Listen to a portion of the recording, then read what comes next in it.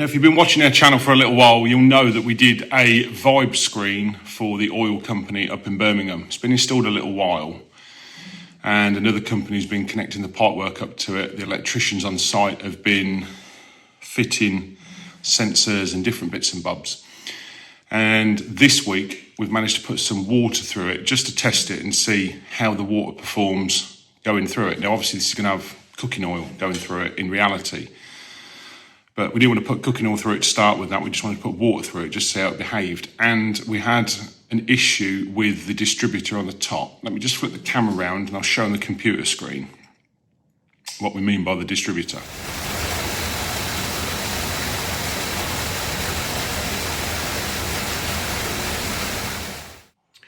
So the distributor is this part here. It's a stainless steel component that we've made. You'll probably recognise it from a previous video. And other people connect their pipework onto this flange here. And the way it works is the oil goes in here and then comes up through this hole, fills this chamber with oil. There's no pressure in here because there's no restriction, but there is flow. Can't remember how many litres a minute, but it's a little bit more than a garden hose, put it that way. So the idea is it fills this up here. Now the pump feeding this is taking oil with solids in it, and it's what's called a macerator pump, and it's got an 8mm screen in it. And so anything coming up here will be oil, and any of the food particles will be chopped up to 8mm and less. So coming out of here will be an oily mix of oil with some solids in it. And the idea is it fills this chamber up here and then cascades down onto the screen.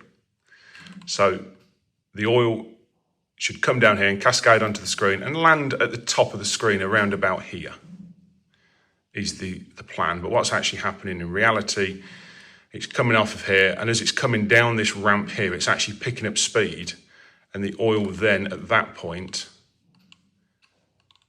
is actually hitting this top deflector plate. So what we did do earlier on this week after the first video, which we've just shown you, is actually put these side deflectors in. I'll just spin it around so you can see from the side here. So we've got this side deflector here, which keeps the liquid from the outside of the screen because it's actually leaking from out of this slot here. And we know that that's open, but the oil was never supposed to be that high up. So in testing, we found out that the water is actually coming down and coming straight down here, and it's splashing and coming out these slots at the side. So earlier on this week, we put these side deflectors in here, both sides, and that has actually made it better. So the plan now is we're back up there next week, and we've got this component here, which is the distributor. Now we've already put a panel in here. I've just took it out so you can see inside, but there already is a panel in here with a rubber flap across here. And what we're going to do is potentially cut out that bit just there that I've just took out, and also extend the stainless down to below. So the oil coming out will hit the deflector and fire it back underneath. I think we're going to try and cut this out first and see what happens. And then what we'll do is we'll put that deflector in there. So the idea is, once it's done that,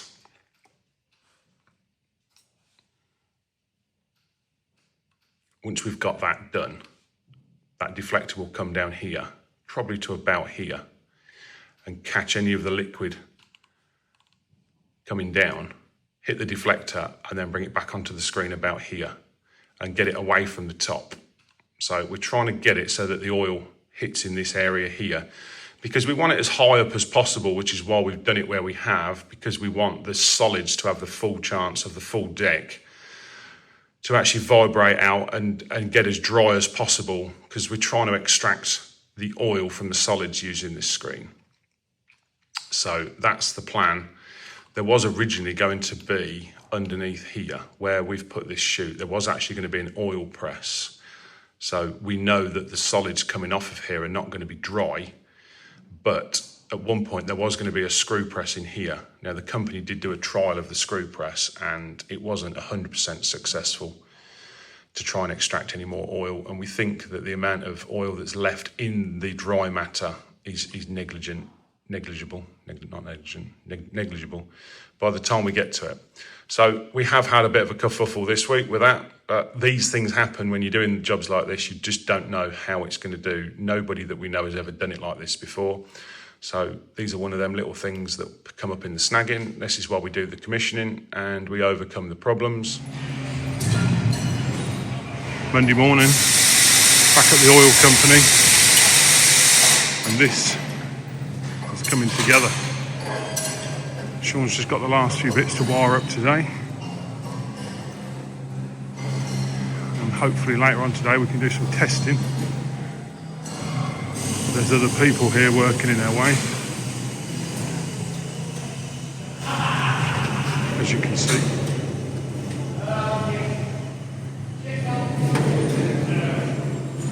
There's a handrail to go around here that Archie's making in the workshop. And the post for the green button on it is not going to be used, this one. When we put the guardrail that will go along there and return to that wall, I'm going to put the switch on that post there, the button, because they were worried about this being in the way for the vacuum lifts and people clobbering it with the vacuum lifts. So we've moved that. So we're just putting the last few guards on now, bolting down the last few bits, and then we are about ready to run this. And then we've got that distributor to do that we spoke about last week from the oil screens at the end. So Connor's going to get on that in a minute, and then we'll crack on with this as well. So this here is the next job we've got for Colin. It's just a small machined part, securing ring for a machine. So the customer has asked us to produce one of these just for quality assessment. They're going to get this from a few suppliers, I believe, just get different ones. So we are going to stamp SES, Bit for Engineering Services, 12/24, which is December 2024, on the bottom of it, so they can decide who they're going to use to supply them, or to supply the part, sorry.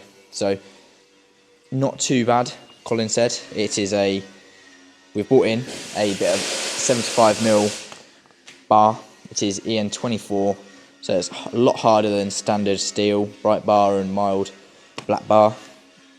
So we've got 100mm of that. We only need 35mm for one part in terms of the length of it. So Colin is going to use that. So we do have some spare if we need to use it, if they want a second one making. I believe the plan is Colin's going to get this in the lathe, as this is 75mm OD from that point to that point. This here is a 74.9mm OD, so there's just a little bit of skimming off the front, the outside face, which shouldn't be too hard for Cole. Get a nice finish on that with the sharp tooling. He said as well that the harder materials often machine better. They have a nicer quality finish. I'll show you something in a minute that Colin's done as well that's turned out really well. So we've got the OD that's going to be turned down. He's then going to bore out the inside for the 50.3mm, and then he's going to put it on a rotator in his mill, so that will sit upright like that. He can then machine the parts away either side through the middle like so. So yeah, Cole's going to get on that. I'm going to try and get some videos for you. So this is the thing I was just on about. This is a pin for a selector grab. This is what the customer supplied us with.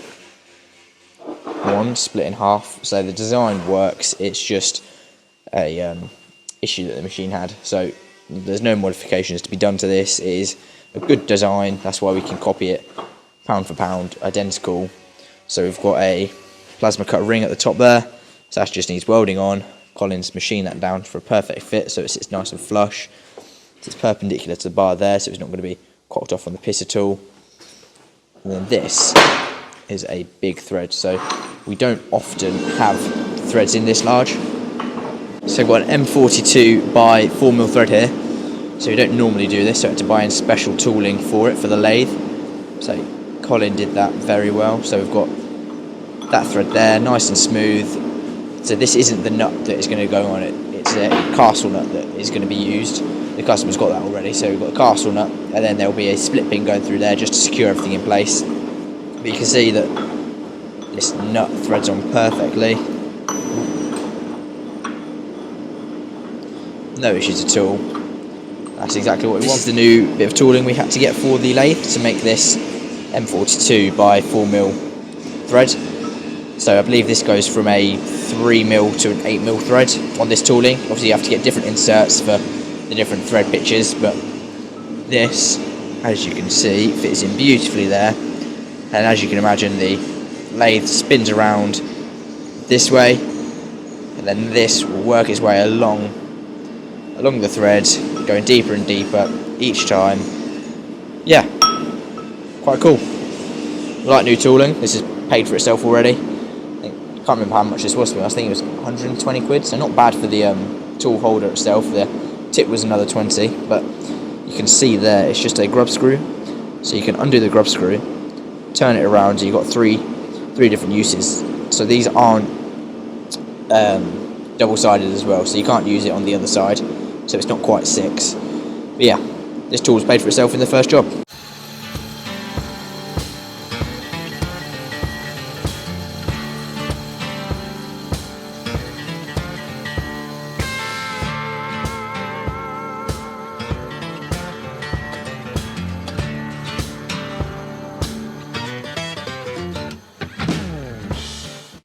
This is the first part roughed out. So Cole's giving the outside a bit of a polish, get it down to spec. Bored out the inside just roughly. See him there working away on the next one.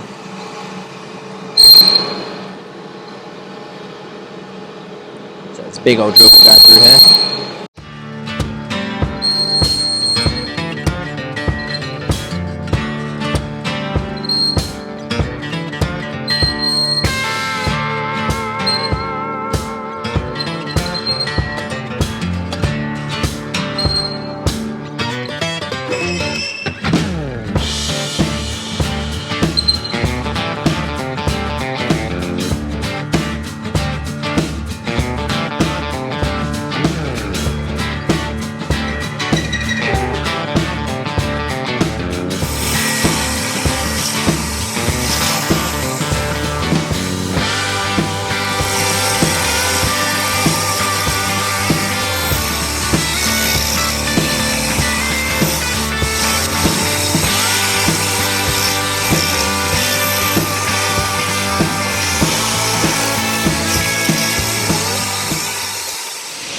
So this frame behind me is what Neil's currently doing. This is for the Trident mortar mixer.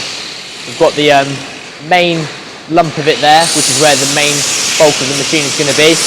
At the front there is where the men are going to stand and then unload the material from. So you'll see more of this in the next coming episodes. We'll do some more fabrication, some painting, some test bits, some assembly, all of that stuff you'll see in the next few videos. Keep watching.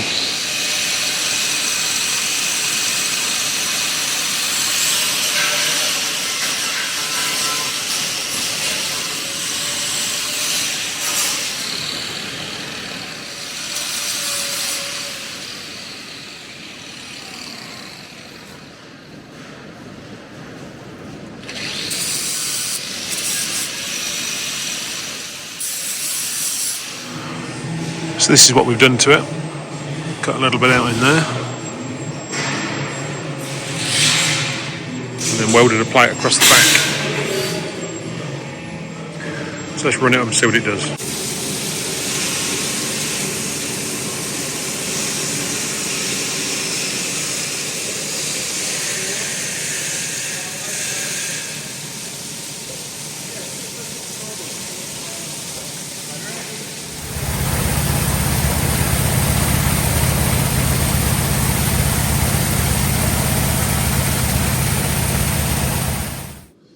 So it's Tuesday morning and we're under the cosh. As you saw yesterday, I've got some niggling issues with the two deck screens. We've got water running underneath and dripping down where it shouldn't be. And we've also got the splash issues from the vibrating motor. Now, when we designed this, we didn't expect certain things, and until you actually put material through it, it only then becomes apparent. So what we've done is we've redesigned the hopper around the top of the vibrating deck screen, and come back last night, drew it up. It's been cut this morning. It's now being fabricated. It's going to be painted, and we're going to put some accelerator in the paint so we can speed up the paint process, so I can get that on site later on today. So we've got that going on. Hopefully that will be resolved today. We've also got to finish off the pallet conveyor on site, and we've also got to finish installing the IBC drain tank with the thermostats underneath. So we've got a few bits and bobs this week that we need to sort out. Obviously it's Christmas next week, so it's a bit of a sprint to the finish this week. Hopefully by the end of today we could have resolved 2 of those issues, and then tomorrow it's just straight on with the pallet conveyor. But we'll see how the day goes.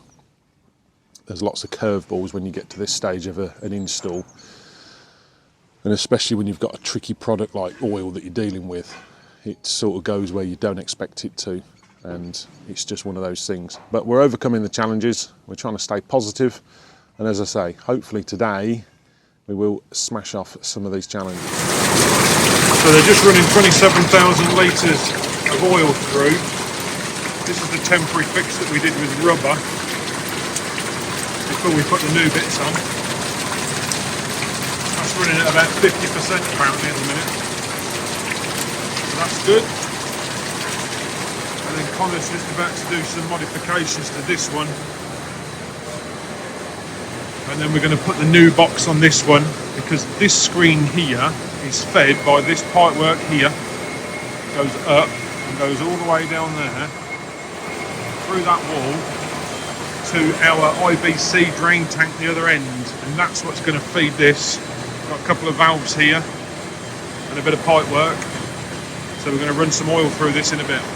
Okay, so it's Wednesday morning. I am back in the yard for the minute, but I'm back up to Birmingham this afternoon, because hopefully this afternoon we're going to be running up that pallet conveyor, and I can show you the whole system running, talk to you some more about the vibe screens that we've been working on the last 2 days. It's been a bit hectic the last few days. We've been firefighting with the leaks on the screens, which we've now got to the bottom of, and now we've fixed. So filming was a little bit sketchy the last couple of days. We filmed little bits and bobs, but hopefully when I get there this afternoon and do a walk around video, it will all make sense. So back in the yard, and this morning we've got Adam on the camera, who is our new videographer. He's in for the day today to just come and get a feel for things, work out where we want to go with this YouTube channel. We've got some exciting plans for the new year. You will notice a big difference in the editing, I'm sure, in the future. Adam's now our full-time videographer. He is going to catch all the action in the workshop, all the stuff that I've missed in the past. You notice in the past I've talked about jobs, and you'll notice that we're jumping steps in the process, or hopefully we can now capture more of the action in the workshop, because I think that's what people actually really want to watch the channel for. They want the action and how we do things in the workshop. So you'll notice a big difference. If you're new to this channel, keep watching, because in the future things are going to change. So let's talk about a new project that we've got in the workshop at the minute. I think this has been covered in a startup meeting that we have recorded on a previous episode, and it involved a shipping container. Well, as you can see, the shipping container has now landed in the workshop. So now it's here, I'll talk through what we're going to do with this shipping container. This container is going to a company that processes, it's a lead foundry, so they'll melt down the lead and use the lead for a product, but then the byproduct of that is, say for instance you've got a lead pipe with a brass valve on the end. When it goes through the foundry, the lead will melt away and you're left with the brass valve and all the ash and the dust and everything that's in it. And they need a way of processing that ash and dust with bits of lead and copper in it. And they've got a vibrating deck screen, not one of ours, somebody else's, but they use that to sort out the lead from the copper. But historically in that, what they've done is they've tipped it all on the floor and pushed it through a hole in the wall with a bulldozer on the front of the forklift, and that's how they've processed it. That's all got to change. They've got to do it in a more controlled manner. So they've come to us and said, what can you do for us? So what we've done is, we've said we will do a bin tipping device which will tip the bins up into a vibrating feeder, which will then feed through the wall onto their deck screen. So we're going to put it all in a shipping container because it needs to be an enclosed environment with dust extraction coming off of it. So what we're going to do with this container here, we're going to have a control panel in here, which will be cut into the side of the container. There'll be a window here, so the operator can stand here and see what's going on inside. And then to the right of that, we're going to cut all of this out and we're going to put a sliding door in here. So the operator will open the door, the pot will come in here with a forklift, and the pot will go inside this container and sit on a cradle. The door will shut and there'll be an electromagnetic lock on the door at the top. So that will lock the door so nobody can get inside whilst it's working. The operator will stand here at the window and the pot will tip up and empty into a vibrating feeder which will be inside the container at this point and send all the material through a hole on the far side. It's all a sealed environment. There'll be dust extraction in this end, in here.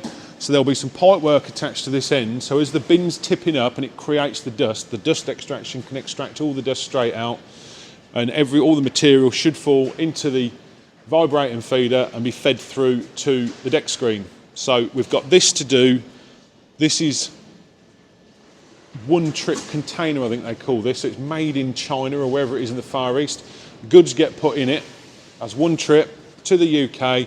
The goods get took out of the container and then we've bought the container. So this has only been from one side of the world to the other with a load in it. So this is what they call a one-trip container. So it's in effect virtually brand new. What did we pay for this, Paul?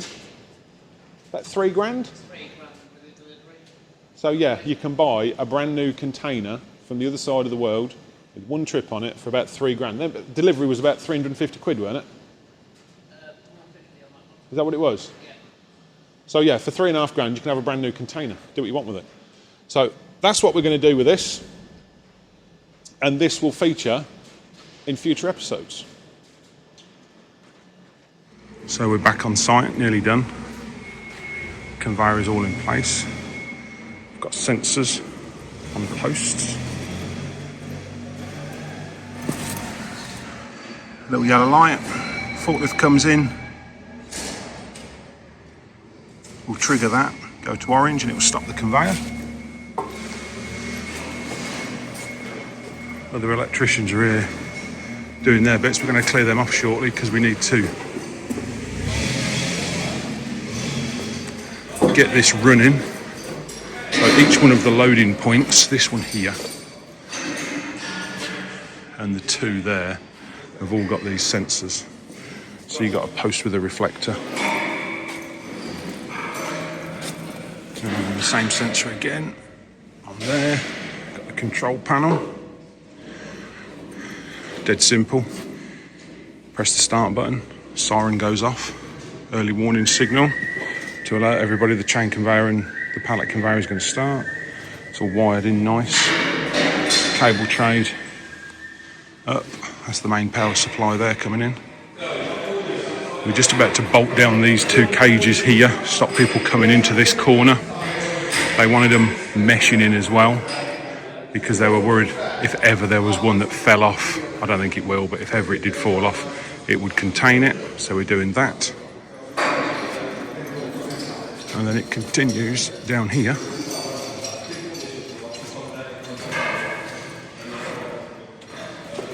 To the end.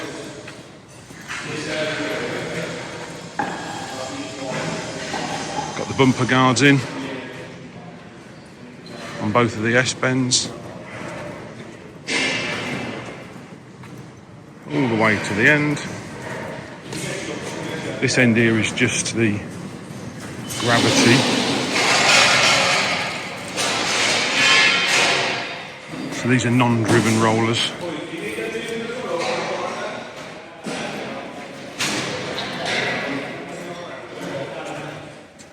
And we've got a plate here which is going to go on once we've got some pallets coming down, just to straighten the pallets up, because as they go through the S-bends they might kick over a little bit, so we've got a little flipper there to go on there. And I said earlier on that this post here is now redundant.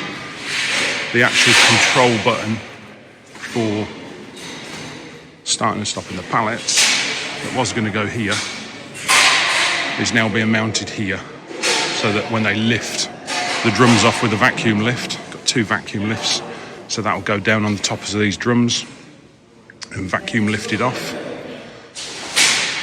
So yeah, I didn't want to hit the post, so that's all done. So I'm just going to bolt these down now. Vibe screens are done, up and running, so that's all done. So yeah, all looking good. We're going to get this running shortly, put some pallets down it, and see how we get on. So the chains are working. JMO's just stopped this one. This one should kick back in a minute. But we're working down there, and I'll show you how the sensors work. So, forklift will come in here and trip that sensor, stop that so it can be loaded. But if there's a pallet coming along here, it will trip that sensor there. Forklift clears, this chain conveyor continues, and then this one will kick in to feed on the next pallet. So let me just do that again so you can see. So a forklift breaks this beam. I've just been a forklift and broke this beam. This is now stopped. Forklift being loaded on here, pallet, but then if not stood in the block of sensor. So this is now stopped being loaded, and if a pallet is coming along here, it will trip this sensor and stop that. Now I've moved out the way here of this sensor, so this will now kick back in as if the forklift was backed away, so that will start. And now this one will kick in as well. In a second, there it goes. And that's the same setup with that loading area there, this loading area across here, and there's another loading area there. So whenever a forklift is loading the pallets on, it will stop and stop feeding on another pallet behind it. Now the walkway that I've just gone over the top of has also got a way to stop it, so you can walk across, and then when you get the other side you can press the green button. There is a few seconds delay, and that should kick back in like that. So you've got a safe way of getting across. We've also got emergency stops.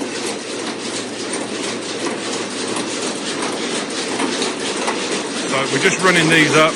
We've got an air supply issue. We've only got 7 bar of pressure and we need 8.5 to lift that end up. So we're trying to resolve that issue at the minute. See if we can get them to turn the compressor up a little bit.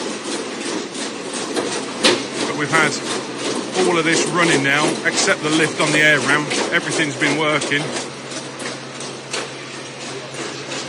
A few little modifications to do down there. But in essence, we are running. Just testing the pallet, coming through the S-bends.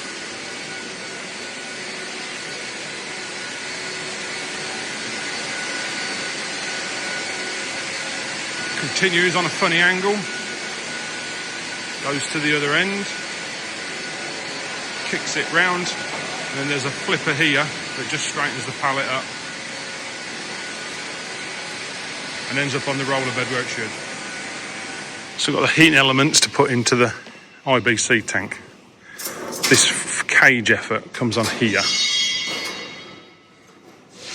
and that fits in there on the end.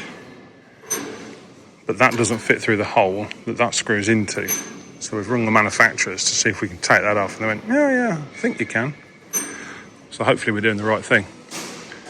So we'll see. This is where the heating elements are going to sit. They're going to sit in here. But there's a problem with this as well.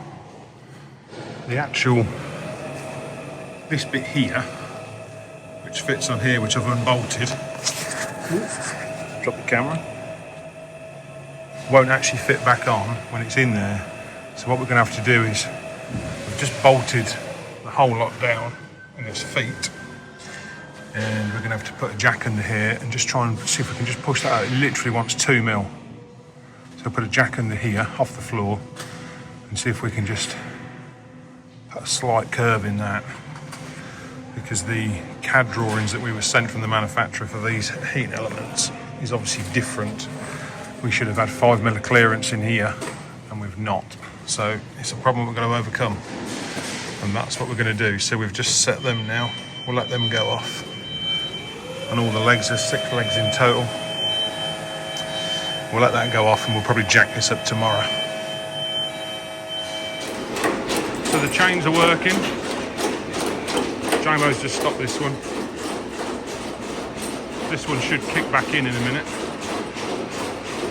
But we're working down there, and I'll show you how the sensors work. So,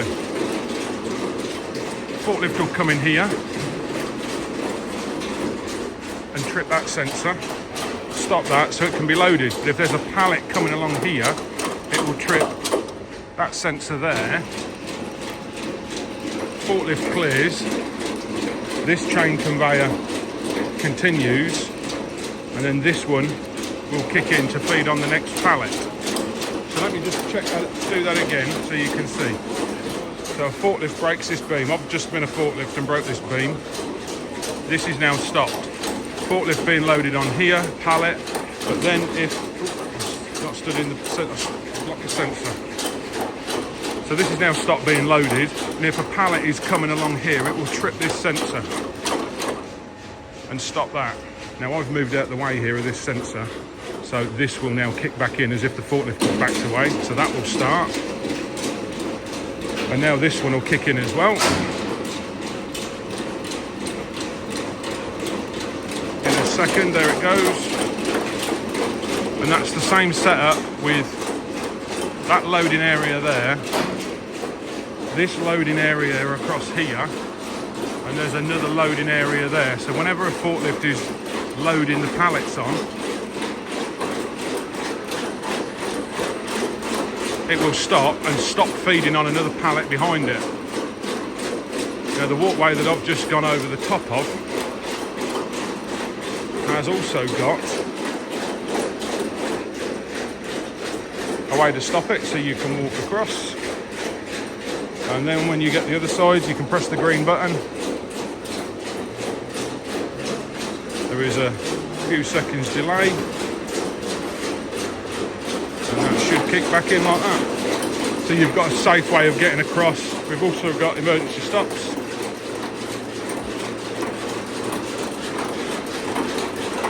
So we're just running these up. We've got an air supply issue. We've only got 7 bar of pressure, and we need 8.5 to lift that end up. So we're trying to resolve that issue at the minute. See if we can get them to turn the compressor up a little bit. But we've had all of this running now, except the lift on the air ramp. Everything's been working. A few little modifications to do down there, but in essence, we are running.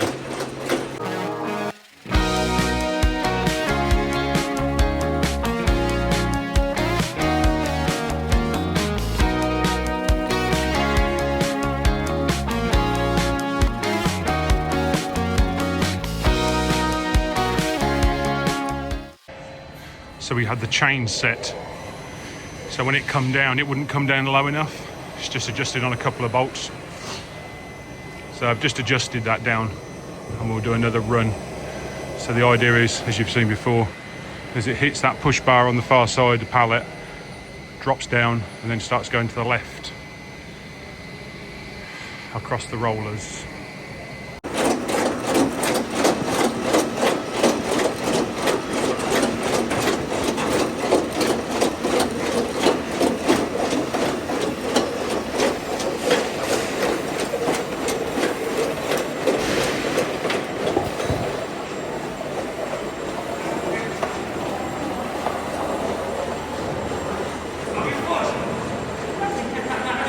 I'm just going to run this pallet down and I'll show you the unloading. We've got 2 sensors, one just there and one just there. This pallet will come down, and where I'm standing now is the unloading area. So that pallet will stop, just like that, as it hits that sensor. And then if there's another pallet feeding on behind, that will stop there and queue a pallet just here. And then, as I said before, we've got a green button just here. So if I press this green button, that pallet will clear, and off that will go, down there. And then these sections here will start. There is a delay on these, so that's that now started. And it will start feeding on the next pallet just here, because that will start going.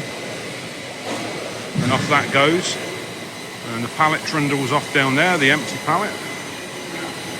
And will end up on the rollers at the bottom.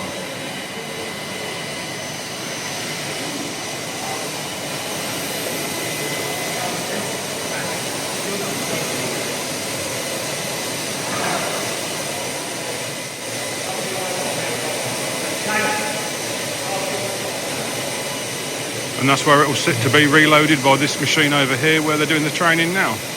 So empty drums will get put back on there, over to there, and they'll go out of that door just there, and off they'll go to be refilled.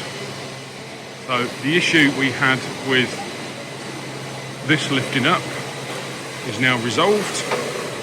So if I activate this push button switch on under here, drops that out. I've turned the chains off at the minute on the isolator, so that would clear that pallet, lift back up, feed another pallet on. At the minute, it's all going to plan.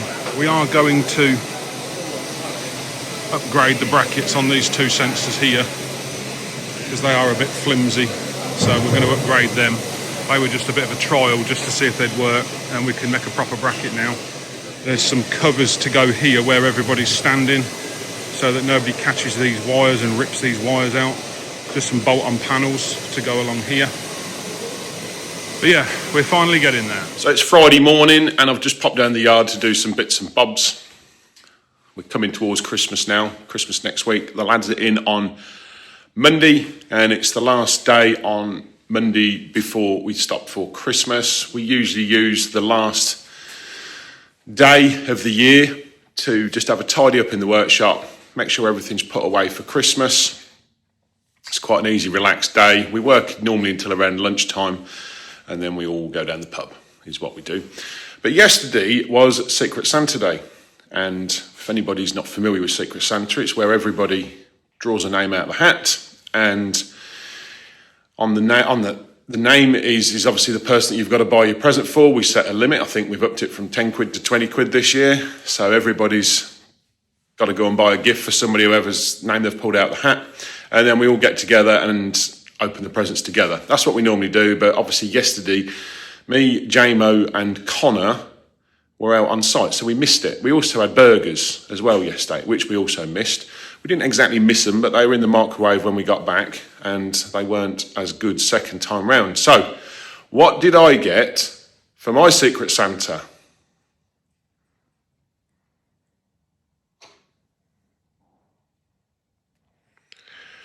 I'm not sure who got it for me, but it's actually quite a cool present. I quite liked it, to be honest. So, yeah, pretty good. Now, I can only assume it was Rob that got me this, my bestie. Now, that's been going for some time now, but that comes back from a time when me and Rob went somewhere to do a job, just me and him, and everybody in the workshop was taking the mick out of Rob because he got to come and work with me for the week. So Rob goes, that's all right, I'm going to go with my bestie. And it's stuck ever since then, and whenever we see each other in the workshops, all right, bestie, sort of like that. So it's a bit of an in-joke. So yeah, I can only assume this come from Rob. So that's it for the end of this episode. I will just sneak in a weekly fact here.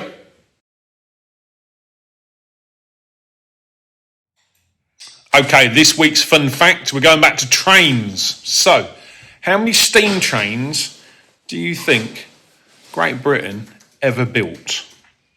Now, steam trains were built in this country between the middle of the 19th and the middle of the 20th century.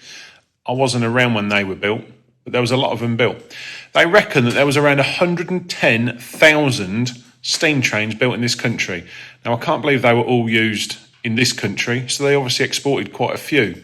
And I should imagine that was an engineering challenge, transporting a steam engine to India or Africa or wherever they ended up. So yeah, that's this week's fun fact. So I've just recorded that fun fact, and Richard sat in the office has wondered if anybody else was alive when they were remembered. So let's ask Richard a question. Richard, can you remember when steam trains were in use on the British Railway network? No. Yeah, tell the truth, Richard. My grandfather was a stoker during the war. Right. So Richard's granddad was a stoker during the war, and that's his claim to fame on steam trains. But apparently he was not alive when steam trains were about. I think Richard might be lying, but we'll let him off on this one. And that's it for this week. Like and subscribe, all the usual stuff in your comments. Thank you very much. Now, you'll be seeing this just after Christmas. So hopefully you've had a great Christmas, enjoyed yourselves. Santa's delivered everything that you wanted for the year. And we will see you on the next episode.